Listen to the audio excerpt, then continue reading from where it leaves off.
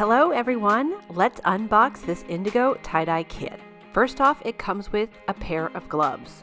Next, it comes with a squeeze bottle with indigo colored dye. This is enough dye to dye the entire set of napkins, and I recommend keeping this till the next day in case you want to retouch up your napkins. All you have to do is add water to activate the dye. After teaching a lot of virtual workshops, I developed this kit to be extremely easy to use and clean up. You can do it in a conference room or at your table. Next up are some wooden craft blocks that are going to help you get those really cool, pretty geometric patterns that are so classic to Shibori.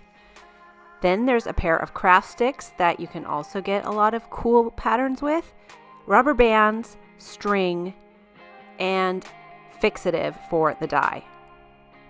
Next up are the 4 100% cotton napkins and a personal drop cloth. You can spread this out to protect your space when you start dyeing, and then after you're done, you can just roll them all up into this plastic bag and prepare it to be batched. And finally, you get a plastic bag to put everything in to sit overnight so that your tie-dye can completely batch and the dye can sink into all of the fibers. This will keep everything really nice and tidy and easy.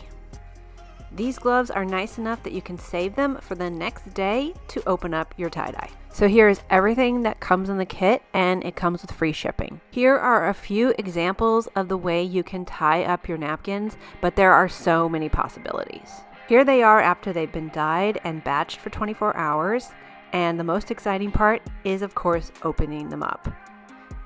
Like I said, there are many different possibilities for this kit, but these are 4 really nice examples.